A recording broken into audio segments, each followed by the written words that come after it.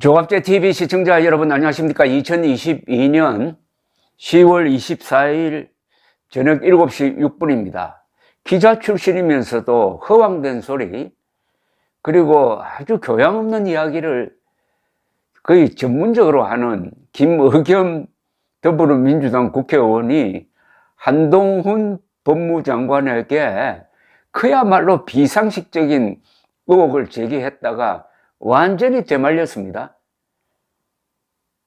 그 책임을 어떻게 져야 될지 참 궁금합니다. 한동훈 법무장관은 당신이 말한 거 다 거짓말인데 나는 직을 걸겠다. 그럼 당신은 뭘 걸겠느냐? 라는 취지로 일종의 결투 신청을 했습니다. 그런데 그 말을 꺼낸 김의겸이 의혹을 제기하는 것은 국회의원의 권리다는 취지로 이야기를 했습니다. 아니, 거짓말을 이야기하면 됩니까? 그것도 국정감사장에서 거짓말을 해가지고 그걸 온 국민들이 알도록 하는 이런 명예훼손, 이것도 국회의원의 권리입니까? 문재인 대통령이 이런 사람을 대변인으로 임명했다는 것 자체가 똑같은 인간들이라는 이야기죠. 처벌을 받아야 됩니다.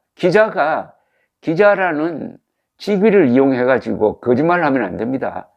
기자는 사실과 거짓을 구별하는 직업인이고 그만큼 특권을 누리고 있지 않습니까? 그 특권을 가지고 정치도 하고 선동도 하고. 그런데 국민들이 이런 자는 확실하게 응징을 해야 합니다. 퇴출을 해야 합니다. 기자들도 이런 기자 출신을 그대로 두면 안 됩니다. 기자직에 대한 모독입니다. 자, 그런데 결정적 증언이 나왔어요. 나 이렇게 될 줄 알았습니다. 김의겸 의원이 한동훈 법무부 장관이 윤석열 대통령, 김앤장 변호사들과 함께 고급 술집에서 술을 마셨다는 의혹을 제기하면서 한 사람을 거명을 했어요. 그 현장에 참석한 인물로 거론된 이세창 전 자유총연맹 총재권한대행은 과거에 이런 직책을 맡았습니다. 아마 이 김경재 총재 시절에 부총재를 했고, 김경재 총재가 조기에 그만두니까 한때 총재 권한대행을 맡았던 분입니다. 이분이 조선일보 기자에게 이런 이야기를 했습니다. 뭐라고 했느냐? 열흘 전쯤 알지 못하는 기자에게서 전화가 왔다. 한 장관 등이 참석했다는 술자리에 대해 묻길래 알지도 못하고 내가 거기 있을 신분도 아니다라는 취지로 이야기를 했다. 그랬더니 술자리를 주관했느냐고 물어보더라. 그래서 내가 어떻게 대통령하고 장관하는 걸 내가 주관하느냐. 이 사람 참 웃긴 사람이네라고 답했다고 이야기를 했습니다. 그는 내게 전화한 기자가 헛소문을 듣고 그런 것 같다면서 술집이 있다는 청담동에 가본 적도 없다 라고 하고, 한동훈 장관과 친분이 있느냐는 기자의 질문에는 한자도 모른다, 진짜 모른다, 알면 안다고 그런다, 더 탐사인지 정말 나쁜 자들이라고 했습니다. 김의겸 의원은 오늘 국회 법제사법위원회의 법무부 등에 대한 종합국정감사에서 의혹을 제기를 했습니다. 이제 의혹이 아니고 거짓말을 한 셈이 되겠는데, 김 의원은 한 장관이 미리 개인 일정을 확인해주고 제 지휘를 받았으면 좋겠다. 날짜는 7월 19일에서 20일 이틀이라고 아주 거창하게 운을 뗐다고 합니다. 제가 제보를 받았다. 7월 19일 밤 그날 술자리에 간 기억이 있느냐고 물었어요. 고급스러운 바였고 그 자리에는 그랜드 피아노가 있었고 첼로가 연주되고 있었다. 제보 내용에 따르면 술자리에 김앤장 변호사 30명이 있었다. 윤석열 대통령도 이 자리에 합류했다. 여러분, 이거 상상이 됩니까? 한 장관은 그렇게 얘기를 하니까 책임 있는 말씀을 좀 해달라. 매번 어디서 들었는지 모르겠지만은 매번 그렇게 허황된 말씀만 하신다 라고 했습니다. 국회의원 질의에 장관이 허황된 이야기, 그것도 매번 그런 이야기 한다고 면박 주는 거 참 처음 봅니다. 김 의원은 이재창 전 총재권한대행의 얼굴을 화면에 띄우면서 이분은 자유총연맹 총재를 지내신 분이고 지난 대선 때 국민의힘 동서화합미래위원회 총괄부본부장을 맡으신 분이다. 제보 내용을 어느 언론사 기자가 이분에게 확인을 받았다. 라면서 마치 이재창 이라는 사람이 그 자리에 있었고 그 사람으로부터 확인을 받았다고 하는 이런 황당무계한 주장을 전 국민 앞에서 했다 이겁니다.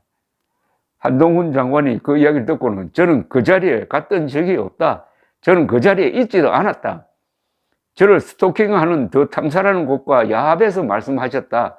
조금 전에도 더 탐사가 저한테 이 내용 물어보던데 그 스토킹 배우가 김의겸 의원님이시냐고 했습니다. 당신이 스토킹 배우냐고 이렇게 면박을 줘가지고 그러면서 의원님 저는 다 걸겠다. 의원님 뭐 거시겠느냐. 저는 법무부 장관직 포함해서 앞으로 어떤 직위 공직을 하든 다 걸겠다. 앞으로 공직을 안 하겠다는 거죠. 뭘 거시겠느냐고 물었더니 지금은 국정감사 자리다. 의원은 물어볼 권리가 있다고 했습니다. 이런 비겁한 영혼이 어디에 있습니까? 결투 신청이 들어오면 받아야죠. 그 피하려면은 그동안에 했던 거짓말에 대해서 사과해야죠.